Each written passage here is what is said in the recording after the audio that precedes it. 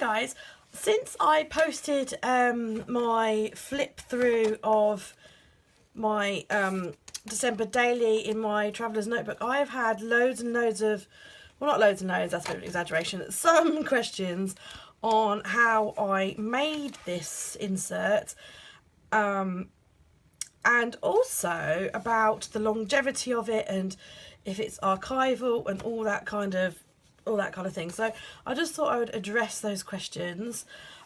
Basically, in terms of the archival quality, I predominantly use products that are from the scrapbooking market.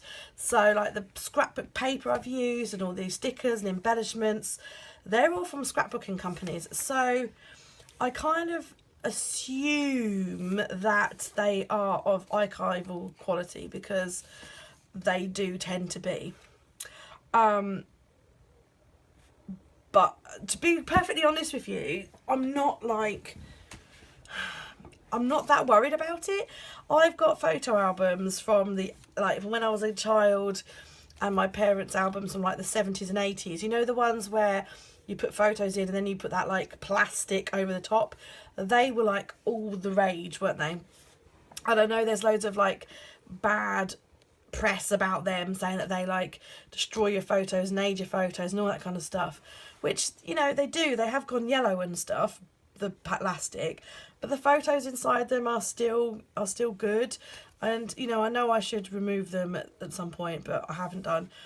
But they're still good. So, I mean, I'm not terribly worried about the archival kind of thing. I don't know whether I should be, but I just kind of feel like a lot of this process of documenting was for fun, you know. It was kind of like a really enjoyable experience, and so I'm not like terribly worried about the archival quality, but I guess because you guys have asked, that you probably are. This paper that I use, other than that, I use this dot grid paper, which I bought from an artist shop. It's not archival, it's just like 90 GSM dot grid paper. The photos are the Polaroid zinc photos, you know, the ones you stick down. So I don't know about them. I don't know about the longevity of those photos, but because I took all my photos on my phone, they've all been backed up, so, and printed, because they also go in our Project Life album as well. So I'm not worried about whether I lose the photos, because I've got a digital backup copy, plus I've also got the another form of printed, so I'm not worried about those. The glue, like the washi tape, and the glue that I use to stick other elements down is just Pritt Stick. I love using my Pritt Stick glue stick. Yeah, so archival quality doesn't actually really, hadn't even given it a thought. I was just enjoying the process of creating, to be honest with you. So I guess that if, like some of you have asked, I guess that if the archival quality is of a concern for you, then I guess you need to like check out the products that you're using before you embark on this project, and then only like use the supplies that you know are archival and are going to preserve your memories and not destroy them. So the other question I got a few of is how I made this. I'm not going to do a separate video per se on how I made it, because I've already done 2 videos in the past. I did one video on how to make inserts, which are just like plain inserts, and the other video was on how to make mixed media inserts, which is what I consider this to be, a mixed media insert. So what I will do is I will link both of those videos below so that you can go and check them out and have a tutorial. But I just thought I would like go through some of the like more interesting elements that you kind of wanted to know how I made it. So I thought I'd do that. So on the front cover there, I have this little pocket with my letter. Now this was just an envelope, And all I did was I sealed the envelope down, and then I cut off the end and then glued it down, therefore making a little pocket. It was just as simple as that. There's nothing high tech. This is just a piece of I typed up my letter on the computer, printed it out, folded it up so it would fit, and in it goes. So yeah, nothing too crazy. So when you watch the video, you will see that basically you will gather all of your elements that you want to use in your insert, all your papers and everything. You'll gather them up, and then you'll fold them all together, and then you will either bind them using the sewing technique that I use, or, and which I do quite a lot because I'm a bit lazy, staple with a long handled staple your inserts. Okay, so that's how you kind of like construct your book. Again, that'll all be in the tutorial, so go and watch the tutorial. But when it comes to, say, this particular thing here, if you can find it, so this little griddy thing, if we look towards the back where the other half of it is here. So you can see there that this was like pretty much like it's like a file folder. So I just laid it down, like folded it in half, and then put it in amongst all my papers, and so you get these two small little inserts on either side.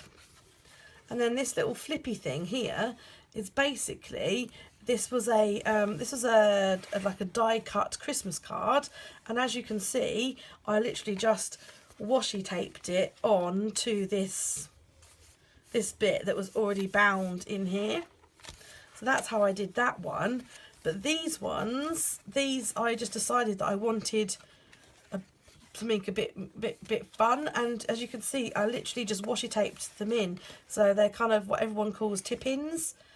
So that's all they are. They're just bits of, these are 6x4 Project Life cards. These are the ones that I designed. These are my Winter Wonderland ones, and I literally just washi taped those in, so that's what those are. Okay, we've already discussed that one. So yeah, when I'm making the inserts, I use a combination of papers in a combination of sizes. So this is that dot grid paper that I was talking about, but this one here is poly pattern, and then the other side just happened to be blank, which was really good. This here is just a piece of scrapbook paper which I cut down to size, and then I just tipped it in, used some washi tape just to stick it in. Now I can't remember whether I did this in advance or as I went. Quite a lot of these like tip-in ones, I put them in as I was creating the notebook, just for a bit more interest. A lot of you were really quite excited by these Project Life cards being pockets being inside. Now I don't have the insert to show you, but basically, you know what, the Project Life pockets, they come in 12 by 12, they come in different designs. Well, this one that I used was the design A, and the design A has like the two 6x4s at the top and bottom, and then in the middle it has the 4 3x4s across there. So all I did was I cut, so imagine across here you've got the 4 3x4s. I literally just cut that out. Okay, just cut that middle section out, so that, which then gave me all 4 in a row. And then I stapled it in like I did any other insert. So I had 2 this side and 2 the other side. So let's try and find the other 2. Yeah, there's the other 2. So as you can see, that's how I did that. And then you can leave them open, obviously. The only thing you have to watch with when you're doing this is the outside ones, they stay 3x4 size. The inside ones become a little bit smaller because you've bound them into the book. You are just taking off the edge of one of the sides. So bear that in mind if you want to put a 3x4 piece of card in there, you might need to cut it down. So if you're using an actual Project Life card, be conscious, because you don't want any of like the text or design up to the edges, because you're going to have to snip some of that off. So go for something that's like just patterned or just grid or something where you don't mind if you cut some of the pattern off. This one I use because I put the needles of the tree in. Do you know what? I didn't realise, because I'd seen so many people with videos on this. Most people dried their pine needles before putting them in the packet. I didn't. I put fresh pine needles in, but they've done okay. But because I was put a shaker pocket in, I used my fuse tool across the top just to seal them in. And because I'd already got my fuse tool out, I just went across the top of this pocket as well to fuse this insert in. It didn't need it, but I fused it in anyway because I had my fuse tool out. Did I do the same over here? No. See, if you could see with these, I've left these open, so yeah. And so these are just 3x4 cards that I put in. Obviously you have to fold them because they're too long, they go over the edge, so you do have to fold them in. But that's how I created that. This was bound into the book. This was scrapbook paper, yeah, 12x12 scrapbook paper, which I just cut down. And then I folded, so I made it so that it was longer, but then just folded it in, so you've got like this little fold out. And the other side, where's the other side of it? Just trying to think where the other side is. Oh gosh, I can't remember. I can't see it now. But yeah, that's how that was done. I'm just being cautious because some of my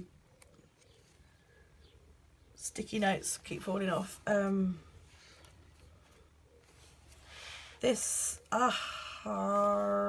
was the other side. That's it. This was the other side of the red and white striped paper there.